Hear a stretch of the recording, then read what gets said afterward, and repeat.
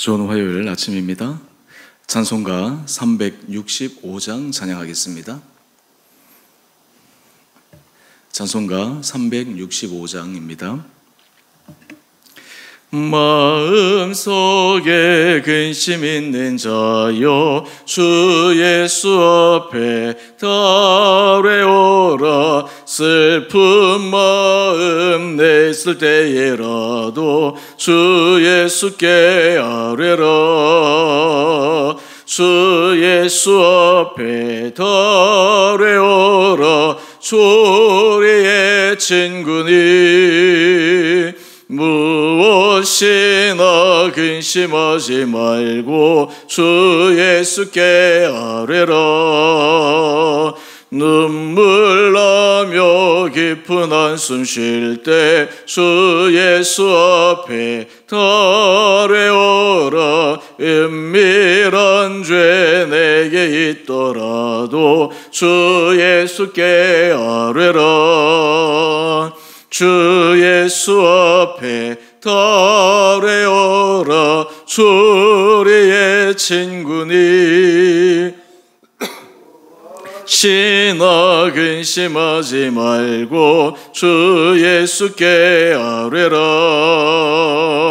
괴로움과 두려움 있을 때에 주 예수 앞에 달려오라. 내일 일을 염려하지 말고 주 예수께 아뢰라. 주 예수 앞에 달려오라. 우리의 친구니 무엇이나 근심하지 말고 주 예수께 아뢰라. 죽음 앞에 겁을 내는 자여 주 예수 앞에 달려오라. 하늘나라 바라보는 자여 주 예수께 아뢰라.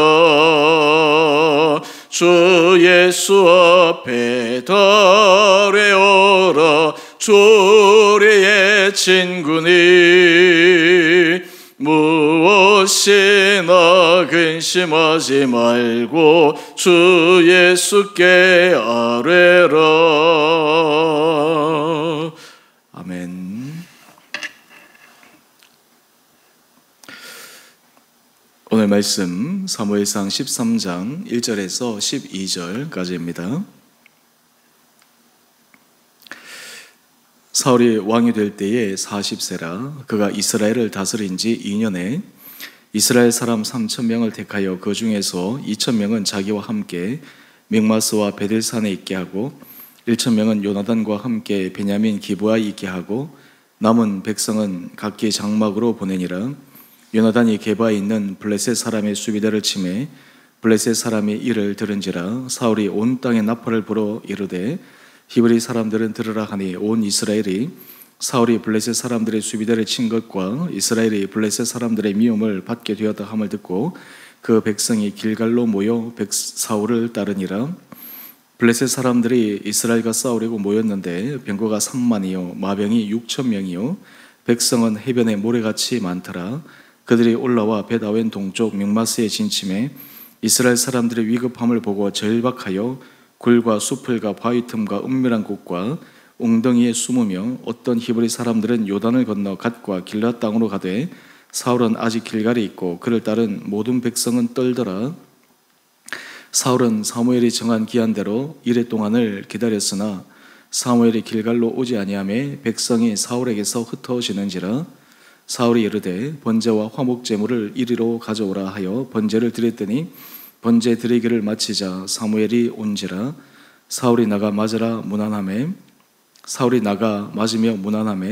사무엘이 이르되 왕이 행하신 것이 무엇이냐 하니 사울이 이르되 백성은 내게서 흩어지고 당신은 정한 날 안에 오지 아니하고 블레셋 사람은 mik마스에 모였음을 내가 보았으므로 이에 내가 이르기를 블레셋 사람들이 나를 치러 길갈로 내려오겠거늘 내가 여호와께 은혜를 간구하지 못하였다 하고 부득이하여 번제를 드렸나이다 하니라. 아멘. 좋은 화요일 아침입니다. 하나님께서 이 하루도 우리 사랑하는 성도님 10년 가운데 주님의 주시는 은혜로 모든 삶의 자리자리마다 믿음으로 승리할 수 있게 되기를 원합니다. 사울이 40세에 왕이 되어서 이제 이스라엘 전체 나라의 제도는 왕정제도로 옮겨가게 됩니다.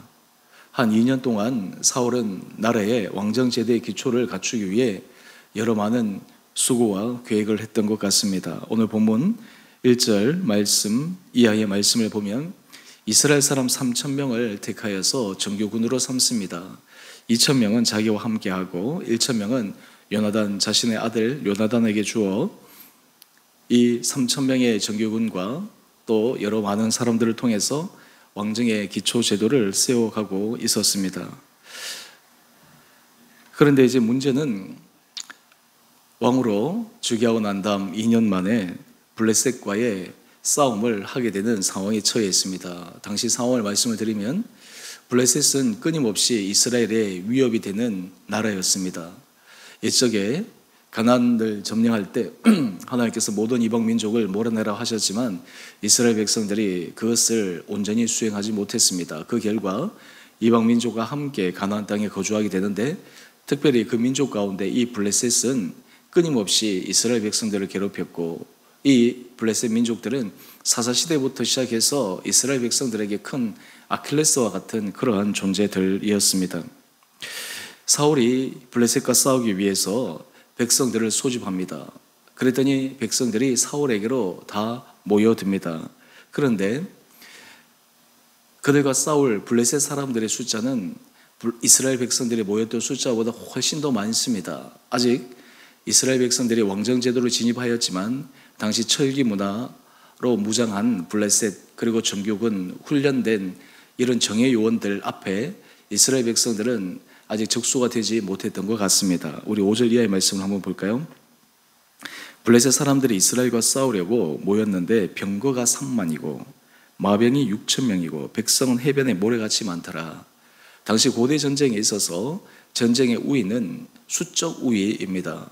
요즘 현대전은 무기가 중요하지만 물론 고대에도 무기도 필요했고 무기도 중요하지만 그보다 더 우위에 있는 것이 수적 우위입니다. 뿐만 아니라 병거가 3만이고 마병이 6,000명이라고 하는 것은 엄청난 정예 군으로서 무장한 군대가 이스라엘과 싸우러 올라왔다라고 하는 것입니다. 이스라엘 백성들이 사울의 소집에 의해서 블레셋과 싸우러 나왔지만 정작 그들의 눈앞에 보여진 블레셋의 그 정예군들을 보았을 때 이스라엘 백성들의 마음이 어떠했는가? 우리 6절 이하의 말씀을 한번 볼까요?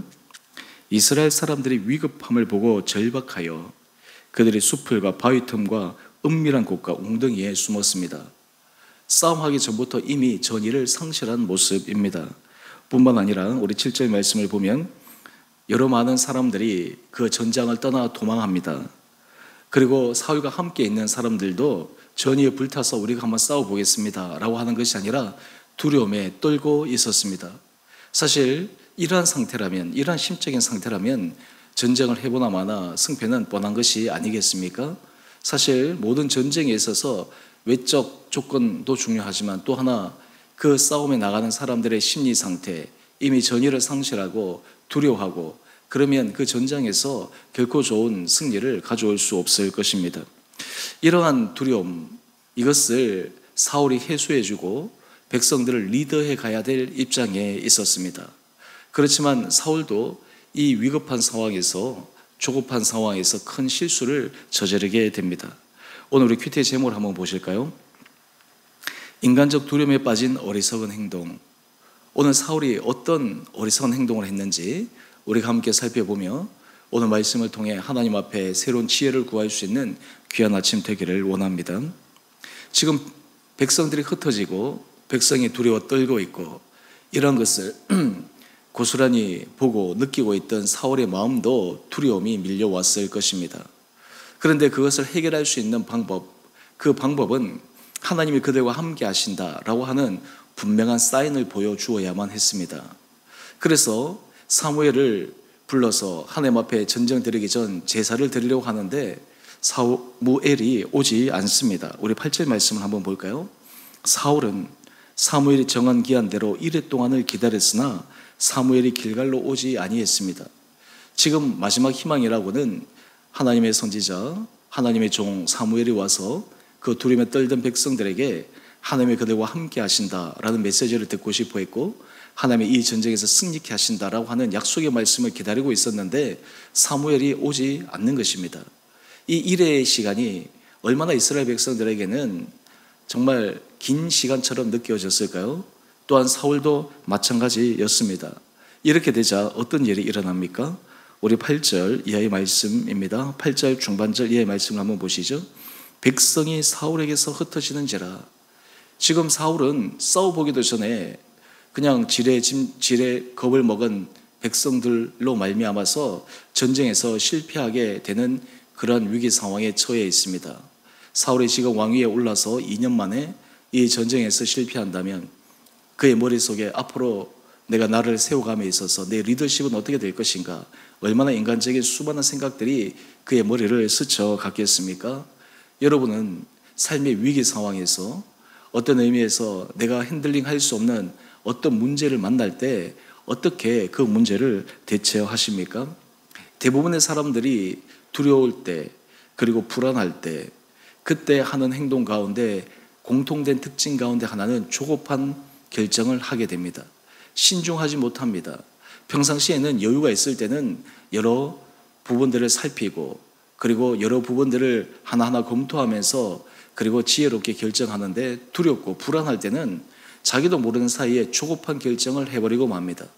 더군다나 우리 믿음의 사람들은 위기의 순간, 어려움의 순간 늘 해야 될 것 가운데 하나가 하나님 앞에 나가 하나님의 은혜를 구하는 것입니다.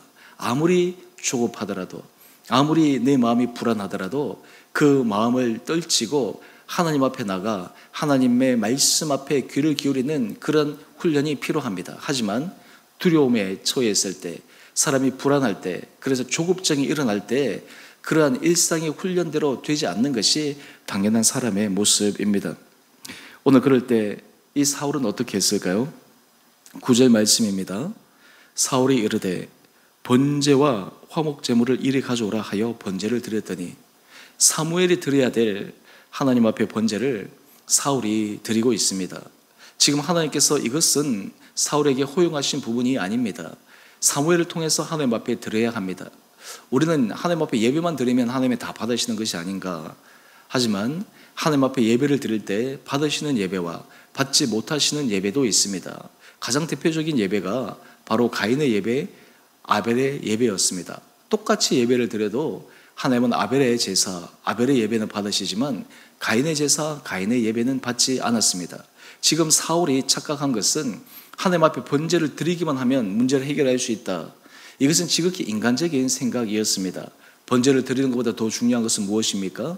하나님의 신탁이 임해야 됩니다. 하나님의 약속이 임해야 됩니다. 그런데 사울은 지금 그 본질적인 부분을 간과하고 임시 처방으로 그저 번제를 드리는 그 행위를 통해서 백성들의 마음을 달래려고 하는 것입니다. 다르게 얘기하면 예배라는 것, 번제라고 하는 것은 인간적인 어떤 마음을 달래고 어떤 인간적인 그 사람의 부분들을 처리하기 위해서 드리는 것이 아니라 하나님 앞에서 주의 말씀을 듣기 위한 그 자리인데, 이 사울은 그 예배, 번제의 그 중요성, 그 본질을 잃어버렸던 것입니다. 그런데 우리 10절 말씀을 한번 볼까요? 번제 드리기를 마치자 사무엘이 옵니다. 조금만 더 참았으면 되는데, 조금만 더 기다렸으면 되는데, 그 조금 더 참지 못해서 지금 사무엘이 오고 있는 것을 알지 못하고 먼저 번제를 드려버린 것입니다. 이때 사울이 나가서 사무엘을 맞이합니다. 여러분, 사람은 자기도 모르는 사이에 조급함으로 실수할 수 있습니다. 그런데 문제는 그 다음입니다. 지금 사울이 실수한 결정적인 잘못은 번제를 드린 것도 실수했습니다. 그런데 그 다음 대목입니다. 우리 11절 말씀 한번 보시죠. 사무엘이 이르되 왕이 행하신 것은 무엇이냐? 지금 사무엘이 사울에게 지금 왕이 무슨 일을 행하셨습니까? 이것은 사무엘이 사울에게 자신이 행한 일을 직면하도록 수 있는 기회를 준 것입니다. 어쩌면 사울 스스로도 이것은 내가 올바른 일을 하지 않았다, 내가 하나님 앞에 범죄했다라고 하는 것을 충분히 인식하고 있었을 것입니다. 그런데 사울의 태도와 사울의 모습을 한번 보십시다. 사울이 이르되 백성은 내게서 흩어지고 당신은 정한 날에 오지 아니하고 블레셋 사람은 mik마스에 모였음을 내가 보았으므로, 그래서 내가 하나님 앞에, 우리 12절 이하의 말씀을 한번 볼까요? 부득이하여 번제를 드렸나이다. 지금 사울의 가장 큰 문제는 무엇일까요? 사울은 자신이 행한 이 잘못에 대한 책임을 외부로 돌리고 있습니다. 지금 백성도 흩어지는 상황, 더 중요한 것은 당신이 정한 날에 오지 아니했다. 지금 사울이 잘못했는데 마치 이런 일이 일어나게 된 이유가 사무엘에게 있는 것처럼, 사무엘 당신이 정한 날에 오지 않아서 어쩔 수 없이 이렇게 되었다라는 책임 회피성 발언을 하는 것을 봅니다. 우리가 하나님 앞에 은혜 받는 자의 공통된 특징 가운데 하나는 하나님 앞에 실수하지 않는 자가 아닙니다. 하나님 앞에 실수할 수 있습니다. 넘어질 수 있습니다. 하지만 하나님이 그것을 직면하게 하실 때, 주님 제가 잘못했습니다. 주님 제가 범죄했습니다. 주님 제가 어떻게 해야 될까요? 사실 이러한 사람이 하나님 앞에 은혜 받을 수 있는 사람입니다. 다윗이 그러했습니다.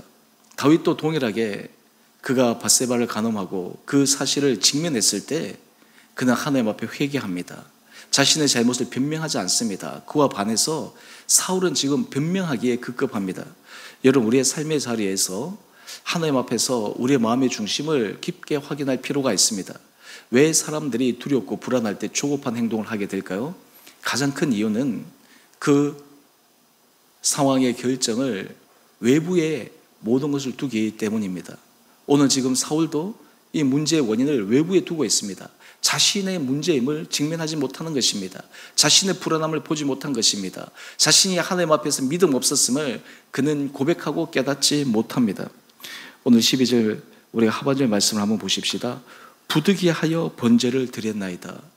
여러분, 부득이하여 번제를 드렸다, 이 사울의 변명이 하나님 앞에 용인될 수 있는 변명이라고 생각하십니까? 그러면 하나님께서 그래 부득이하여 번제를 드렸으니 괜찮다라고 말씀하셨겠습니까? 사무엘도 부득이 그렇게 드렸으니 괜찮다라고 이렇게 넘어갔을까요? 전혀 아닙니다. 오늘 이 사울의 모습을 보면 우리 안에도 이런 사울처럼 조급할 때, 어리석은 행동을 할 때가 있지 않은지를 점검해 볼 수 있는 이 하루 되기를 원합니다. 우리 마음이 불안할수록, 두려울수록 그때가 바로 기도할 때입니다. 그때가 잠잠히 하나님의 행하시는 그 일에 귀를 기울일 때입니다. 주의 말씀에 우리 마음을 집중할 때입니다. 또 하나, 우리 마음이 불안할 때 그때 우리는 성급한 결정을 하면 안 됩니다. 더 중요한 것은 우리가 실수를 하더라도 그 실수 앞에 하나님께서 우리의 실수를 직면하게 하실 때 변명으로 그 실수에서 벗어나기보다 하나님 앞에 정직하고 진실하게 참여하고 자백하고 돌이킬 수 있는 그런 마음이 필요하리라 생각합니다. 하나님 앞에 오늘 이 사울의 모습을 우리가 반면교사로 삼고 여러분의 삶의 모든 자리자리마다 주님의 인도하심을 따라 지혜로운 결정, 지혜로운 삶의 선택, 하나님 앞에 은혜를 구하며 나가는 복된 하루 되시기를 주님의 이름으로 축원드립니다. 기도하겠습니다. 사랑의 주님, 우리 사람은 연약한 자라 불안하고 두려울 때 어리석은 행동을 할 수밖에 없습니다. 그럼에도 불구하고 하나님, 우리의 마음을 주장하여 주셔서 어떠한 상황에서도 늘 깨어 주님 앞에 기도하게 하시고 주의 말씀으로 주의 음성을 듣게 하여 주시고 주님의 세미한 인도하심을 받아 살아가는 온 성도들 되게 하여 주옵소서.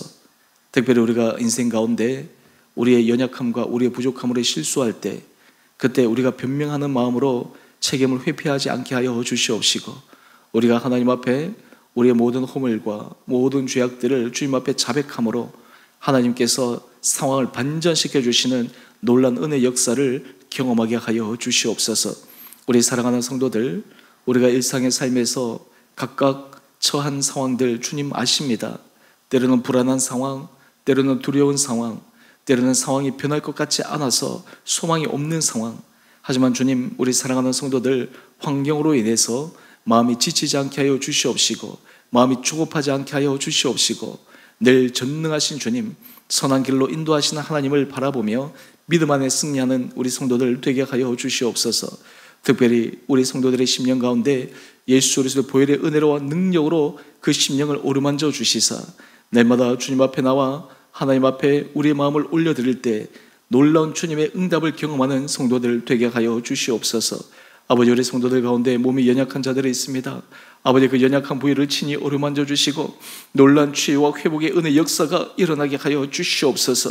하나님, 우리 사람으로 할 수 있는 그 범위와 한계는 정해져 있사오나 생사화복의 주관자이신 하나님 앞에 우리의 모든 삶을 내어 맡겨 우리의 몸이 연약할 때, 때로 우리 몸이 불편할 때, 때로 우리의 한계에 부딪혔을 때 새롭게 회복시켜 주시는 놀라운 주님의 능력을 경험케 하여 주시옵소서. 아버지, 우리 성도들의 삶의 문제는 문제로 끝나는 것이 아니라 그 안에 역사하시는 하나님의 손길을 느끼기 위한 숨겨진 하나님의 신비한 비밀이 있음을 발견케 하여 주옵소서. 우리 주원의 교회를 기억하여 주시고 축복하여 주시고 이 교회가 믿음의 반석에 든든하게 서가며 온 성도들의 날마다 깨어 기도하게 하여 주시옵시고 날마다 주님의 뜻과 주의 말씀 앞에 겸손한 마음으로서 주의 말씀만을 따라가 이 공동체, 이 교회가 하나님 앞에 크게 쓰임받는 거룩한 교회 공동체 되게 하여 주시옵소서. 주님, 이 나라와 이 민족을 긍휼히 여겨 주시옵시고 여러 힘들고 어려운 상황 가운데서 이 나라를 지켜 주시옵소서. 나라의 지도자들에게 지혜의 마음을 도와여 주시고 정직한 마음을 도와여 주시고 하나님, 모든 나라의 리더들과 그리고 정치 여야를 초월하여 정말 하나님 앞에 두려운 마음으로 그 자리에 최선을 다할 수 있는 그런 은혜도 허락하여 주시옵소서. 우리 믿는 자들이 나라와 민족을 위해 기도하며 또한 하나님의 나라를 위해서 깨어 하나님 앞에 은혜를 구하며 그로 인해 우리의 삶이 우리 개인의 삶에만 머물러 있는 것이 아니라 먼저 그의 나라와 그의 의를 구하여 나가는 거룩하고 복된 하루의 삶 되게 하여 주시기를 우리의 사랑하신 예수님 이름으로 감사 기도 드리옵나이다. 아멘. 하늘에 계신 우리 아버지, 아버지의 이름을 거룩하게 하시며 아버지의 나라가 오게 하시며 아버지의 뜻이 하늘에서와 같이 땅에서도 이루어지게 하소서. 오늘 우리에게 일용할 양식을 주시고 우리가 우리에게 잘못한 사람을 용서해 준 것 같이 우리의 죄를 용서하여 주시고 우리를 시험에 빠지지 않게 하시고 악에서 구하소서. 나라와 권능과 영광이 영원히 아버지의 것입니다. 아멘. 오늘도 믿음 안에서 승리하시는 복된 하루 되시기를 바랍니다.